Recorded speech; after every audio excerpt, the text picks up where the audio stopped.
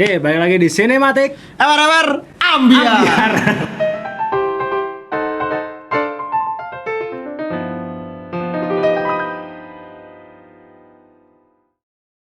Hari ini kita mau bahas film di Netflix nih yang sudah lama dinanti-nantikan ya. Iya, salah satu film yang sudah dinantikan oleh para sobat Ambiar. Aduh, sesuai dengan judulnya ya, Sobat Ambiar atau versi Inggrisnya di Netflix Inggrisnya The Heartbreak Club.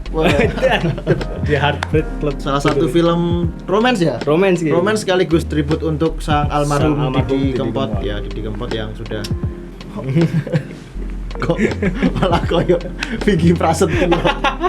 Salah satu film yang menjadi tribut untuk Didi Kempot yang sudah wafat pada tahun 2020 yang lalu ya, dan ini sebagai bentuk penghormatan terakhir ya. Tapi berhasil dikemas dengan cukup apik dan asik sih. Asik dan sederhana tapi membekas gitu loh ya. Karena ya, filmnya digarap langsung oleh ini ya, si Bagus Bramanti sama Charles Gozali di bawah naungan Magma Entertainment. Ya ora apa-apa. Magma Entertainment yang sebelumnya bikin film Finding Sri Mulat sama berkolaborasi dengan Rapi Film ya. Oh ya, Rapi Film. PH gedenya itu ya. Ya, PH gedenya Rapi Film yang ya udah kita kenal lewat film ini ya. Ngabdi Setan, Ngabdi apa lagi Setan, itu? PTJ. Terus apa namanya? Sebelum Habis Menjemput. Iya. Filmnya juga langsung bisa ditonton di Netflix. Tanggal 14 Januari yang lalu ya. Kita agak telat karena Januari ini sangat padat. Filmnya padat. Jadi ada series, ada movie baru banyak ya. Mungkin semoga kita juga bisa review series ya. Amin. Depannya juga bisa review series, tapi ya kita bakal fokus ke filmnya sendiri ya apa ya, road movie lah ya. Tapi yang bikin salut dari film ini sih cast-nya sih kalau aku. Oke. Cast-nya keren-keren, banyak yang debut juga di sini. Ya, salah satunya si tokoh utama sendiri Bisma Mulia. Bisma Mulia ya. Debut aku belum pernah lihat dia. Di IMDb pun juga dia ini filmnya baru satu gitu. Baru itu doang. Iya, dan belum punya halaman Wikipedia, belum terkenal. Tapi udah bisa ini loh, sangat-sangat menghantarkan emosinya tuh nyampe gitu. Terus iya, kayak mencuri perhatian ini ya, penonton gitu ya. Dia sebagai Jatmiko ya di sini. Jatmiko. Mas Jat. Terus ada si ini ya, Siska JKT yang juga debut pertama di film. Terus dia udah graduate belum sih? Belum Pak, belum. Ya, masih bernyanyi. Terus ada juga si Erik Estrada sebagai Kopet ya. Namanya ini kok enggak ada nama lain apa ya? Namanya enggak enak, tapi bener-bener ini sih salah satu unsur yang buat film ini lebih ketara ambiarnya tuh karena membawa unsur Jawa itu ya. Terus ada si wanita masuk dalam list wanita jahat ya. Si Mbak Deni Rawiraguna sebagai Saras. Terus ada banyak cameo juga di sini. Banyak, Pak. Presiden Zimbabwe juga ada. Mami Prakoso almarhum Mami Prakoso juga muncul sebagai Presiden Zimbabwe. Terus ada Mo Sidik, Pak Faris, dan ini ya si Arif Alfiansyah yang cempreng. Yang mana Dan spesialis ini sih acting Jawa, Asri Welas. Iya. Ya, Asri Welas masih ada di sini. Menceritakan tentang si Jatmiko yang mempunyai kedai kopi di itu Solo ya settingnya? Solo karena banyak setting Solo. Iya, di Solo, dan dia ada di ambang bangkrut. Iya, bersama sahabatnya si Kopet. Erik aja ya. Erik Estrada ya. Jangan Kopet itu enggak baik nih. Enggak baik gitu. Jawa ini. Si Erik Estrada ini ya membuka kedai kopinya dengan adiknya si Anjani. Adiknya si Siska Saraswati. Terus mereka akhirnya bangkrut, tiba-tiba di tengah kebangkrutan itu datanglah seorang pria numpang pipis. Datanglah seorang wanita, si Saras yang bakal menjadi apa ya? Inti interestnya si ini Jatmiko. Ya, sebagai inti ambiarnya tuh dia gitu. Dia. Ceritanya sebenarnya agak aneh ya di awal ya. Di awal agak aneh. Untuk masuk ke plot cerita tuh agak aneh gitu. Ya, kita nggak dikasih tahu asal usul si Saras ini kan. Siapa? Originnya sedikit gitu nggak ada gitu. Tiba-tiba dia datang dijemput, tiba-tiba ada dua orang cowok datang berantem gitu. Nggak jelas gitu. Agak bingung ya untuk masuk ke cerita, tapi setelah itu aman sih. Kayak bener-bener udah mulai ngalir ceritanya ya. Alurnya enak. Dan ini juga pakai ini ya, apa namanya? Alurnya mundur karena dibuka dengan bajingan. Tapi itu sangat opening yang agak aneh, tapi setelah itu bagus ya. Bagus. Ya, untuk ceritanya juga gak terlalu klise sih menurutku. Kita memang bener dibolak-balik gitu ya sama ini. Ya. Kadang-kadang si ininya pergi, Sarasnya pergi, terus dia datang lagi, pergi datang lagi, emang dikonsep untuk seperti itu mungkin. Iya ya, intinya si Saras ini adalah sebagai pusat dari segala keambilan di film ini gitu. Ya terlepas kekacauan lain itu juga nggak ada sama di film ini ya. Semua dari si Saras, jadi ceritanya bakal fokus ke Jatmiko sama Saras. Jadi ya kalian bakal disajikan banyak adegan berbahasa Jawa dengan tampilan si siapa nama Denny Rawiraguna yang sangat anggun ya di film anggun ini. Sekali. Sangat anggun sekali. Yo Indonesia banget lah cantik. Indonesia ya. Sayangnya dia nggak medok gitu loh. Padahal dia kan aslinya Semarang di Surabaya. Kan? Enggak di film kan di Surabaya dia. Yo, di Surabaya ya. Tinggalnya. Dia kan di Surabaya. Harusnya medok-medok dikit lah. Iya, medok-medok dikit tapi ya nggak medok sih. Tapi ya udah nggak apa-apa ya. Kan dia menjualnya pasti cerita gitu kan. Sinematografinya bagus juga di sini. Ada adegan movement kamera yang nggak biasa gitu. Ya, transisi yang bagus kayak apa waktu dia pesen terus tiba-tiba time skip tuh. Gini. Kamera gini ya, gini itu gitu. Bagus. Enak sih liatnya itu. Gini si Sarasnya ada gini hilang gitu. Itu bagus sih ininya sinematografinya. Jadi enak aja gitu dilihatnya. Kalau dari segi cerita sih ya kan ini katanya ya. Katanya kan mau menuruti 500 of Summer.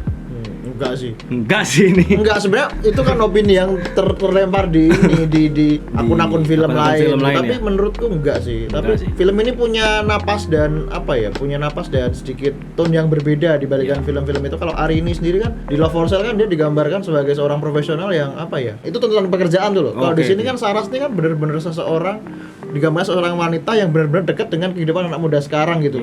Nongkrong, kopi, Didi Kempot, terus skripsi. Itu benar-benar penggambaran anak muda dan itu jarang ditemui di film-film Indo gitu kan. Banyak film-film Indo yang viral sekarang kan kebanyakan temanya SMA ya.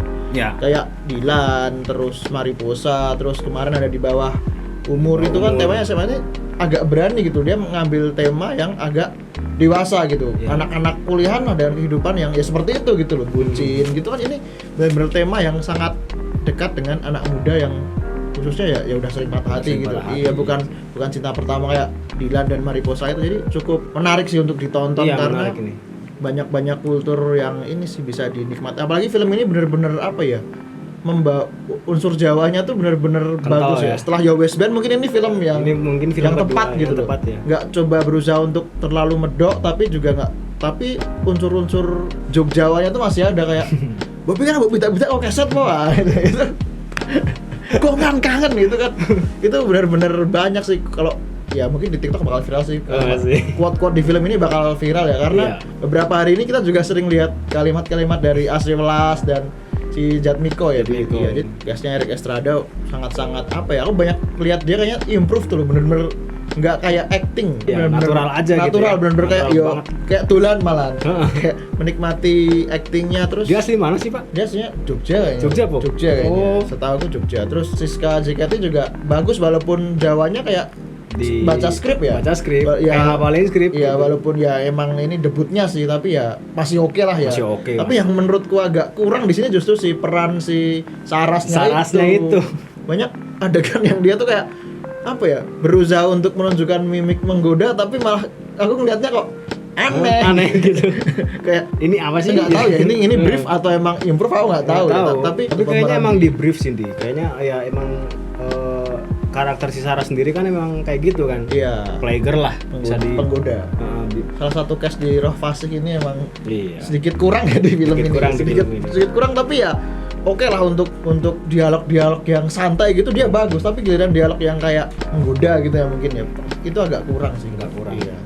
Cuman dari segi tatapan matanya mungkin aku rada masuk sih. Iya. Tatapan matanya terus ya kayak mimik-mimik mengajak gitu loh, mengajak si Jatmiko untuk lebih mengenalnya gitu. Lebih mengenalnya gitu. Apalagi waktu adegan hujan itu sangat-sangat bagus ya. Itu secara ekspresi, secara sinematografi juga bagus sih menurutku. Oh, yang di sawah ya. Ciuman enggak kayak ciuman kan jadinya. Aman gitu. Aman. Itu permainan frame sebenarnya. Permainan frame gitu kan. Jadi bagus lah gitu. Bagus, ya. Apalagi si pemeran Jatmiko ini kan juga keren sih. Keren banget sih itu sih. Aku merasakan emosinya gitu yang dia nangis, yang dia di ending film tuh dia sudah mulai menemukan dirinya lagi tuh benar-benar aku pernah ada di posisi ini gitu kan. Yang dia pura-pura tidur didatengin temannya terus melek gitu kan. Itu pasti kita pernah melakukan itu. Pernah. Ya, jadi film ini terlalu anak muda banget gitu. Jadi ya boleh lah filmnya buat ditonton sambil sedikit mengingat kenangan-kenangan dahulu ya sama yang mantan gebetan. ya keroan hujan-hujan kan itu cuma kayaknya orang Indonesia sih, bukan orang Jawa ya. Habis hujan-hujanan keroan gitu. Itu cuma orang Jawa kayaknya. Cuma orang Indonesia ya, bukan Jawa ya. Iya, tapi yang terpenting dari filmnya adalah pesannya sih menurut pesannya karena kayak lewat aku yang sebagai anak kecil yang dulu dewasa lewat lagu Didi Kempot tuh kayak film ini tuh kayak meneriakan optimisme untuk move on gitu. Film itu kayak meneriakan kayak lagu-lagunya itu benar-benar bisa mewakili dan itu pas gitu dimasukin ke tiap frame-nya tuh kayak pas dan nggak memaksa gitu. Dan bagus filmnya nggak memaksa kayak apa ya, kan kebanyakan film yang menggunakan nama seseorang yang terkenal itu kayak menjual mereka untuk lebih dominan. Tapi di sini si Didi Kempot itu nggak terlalu ini ya, nggak terlalu dominan, cuma muncul di frame-frame tertentu dan musiknya justru yang dominan dan bener-bener. Nah itu sih musiknya juga penempatannya enak ya, cuman kurang banyak. Iya, kurang banyak ininya. Iya, kalau kebanyakan juga nanti jadinya drama musikal, Pak. Ya, bukan gitu maksudnya. Jadi kan ya secara nggak langsung itu dijadiin scoring ya untuk untuk keadaan pada saat si Bisma galau itu. Dan berhasil gitu. Dan berhasil memang. Cuman ya itu kalau menurutku porsinya kurang banyak aja sih lagunya. Intinya tuh bukan di patah hatinya sih. Salah satu pesan terbaik yang bisa aku tangkap di film ini adalah jangan lupakan keluarga dan kembali ke budayamu gitu. Kan di sini dia mengajak untuk apa ya? Tetap menjaga tradisi keluarga lewat usaha yang dilakukan oleh orang tuanya itu ya. Usahanya apa? Mending nonton sendiri sih. Kopi manis apa tuh namanya? Lupa. Nonton sendiri aja. Nonton sendiri aja ya. Aku nggak tahu soalnya nggak bukan penikmat kopi di senja dan silakan masukkan Saras ke daftar wanita paling sadis ya. Setelah Summerfin, terus Mbak Arini di Love for Sale dan sekarang ada Saras ya. Ya mungkin yang bikin turun banget performanya si Saras itu karena ya nggak ada developing karakternya gitu. Kita nggak tahu kalau Ari ini kan ya profesional, kalau Summerfin kan dia emang seseorang yang nggak percaya dengan cinta gitu. Kalau si ini kan ya orang datang ke warung kopi dikejar-kejar cowok, udah tiba-tiba ada Mas siapa tuh? Mas Abdul itu kan kita nggak tahu kan, tiba-tiba muncul ya udah kita cuma menikmati teror yang dia hantarkan tanpa tahu background yang dia rasakan, cuma backgroundnya tuh yang disebut dia tinggal sama ibunya, udah itu aja. Pas si Jatmiko-nya mau pulang, Mas bonekanya dibawa gitu. Itu sakit sih. Sakit ya. Mungkin ada spoilnya ya. Siapa tahu nyeritain ininya kan sudut pandangnya sih. Kayaknya nggak usah sih menurutku. Nggak usah sih karena menurutku. Film ini juga aja. Menjual si ini Didi Kempot nanti takutnya terlalu overuse. Overuse, betul. Ini original Netflix juga ya. Salah satu film Indonesia yang original Netflix ya ini.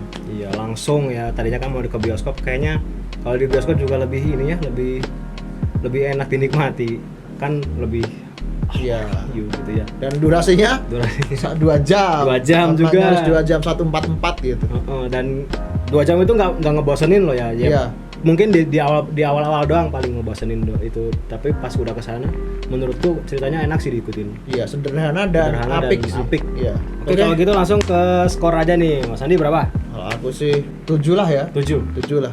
7,5 lah. 7,5 karena banyak debutan dan tema yang diangkat juga nggak SMA lagi dan itu dan apa ya, melambah kuliah gitu kan. Film yang bisa dinikmati sambil tiduran ataupun mungkin cocok ditonton weekend itu ya. Betul. Karena santai dan mencerahkan. Gitu. Dan dekat dengan kehidupan anak muda gitu. Jadi mending ditonton karena apalagi orang Jawa ya kayaknya bakal ketawa dan relate gitu. Jok-joknya juga banyak jok-jok Jawa gitu ya. Sudah nggak asing lah bagi kita berdua mah ya. Apa ya harus gue gorengmu ya?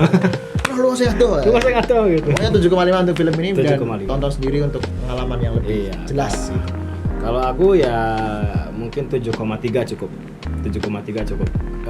Ya film yang sangat menarik dan enak dinikmati, alurnya enak banget. Jadi kita nggak dikasih adegan-adegan yang tidak useful gitu di sini. Semua adegan-adegan sini useful dan emang relate sama cerita gitu, dari si Bisma yang punya kedai kopi, terus dia ke Surabaya, terus dia ke mana-mana lagi gitu jadi, ya. Film ini gabungan dari Philosopher Kopi dan ADC2 ya. ADC2 ya, betul. Fusion gitu. Jadi film itu adalah penggabungan dua unsur itu. Iya. Jadi betul sekali. Dia kan jalan-jalan minum kopi, bikin kopi, dia banyak lah pengetahuan Iya. anak-anak muda di sini. Mending nonton sendiri aja. Ya tapi somehow ya Sarahnya terlalu bajingan aja sih menurutku. Iya. Ya karena itu bajingan. Ya benar, karena emang film ini mencoba mendevelop untuk orang tuh benci dengan Saras gitu. Dinira Wiraguna udah dibully netizen ya. Mudah-mudahan enggak sih ya. Iya, tapi enggak sih, karena penikmat film ini juga kayaknya paham ya. Paham, ini cuma film, udah cuma peran. Ya sudahlah, mungkin Ya itu sudah, aja. mungkin itu aja. Kita tetap terus mengingatkan ya untuk terus dukung kita biar bisa terus review film-film ataupun konten-konten baru ya setelah ini ya. Konten-konten baru, dan yang penting nyalain lonceng, komen, subscribe. Subscribe. Ya, kalau udah 1000 ya minimal semir rambut lah aku. Iya, aku Biru. juga. Ya, digundul lah. Enggak, Pak. Kamu kalau 100 enggak usah pakai topi. Oke. Mosok tiap kali tag pakai topi terus kan? Nih nggak pakai topi. Oke, kalau gitu cukup sampai di sini dulu. Terima kasih sudah menonton. Saya Sakin pamit. Saya Erik Estrada pamit. Sampai jumpa di review-review selanjutnya. Sinematik Ambiar. Ambiar.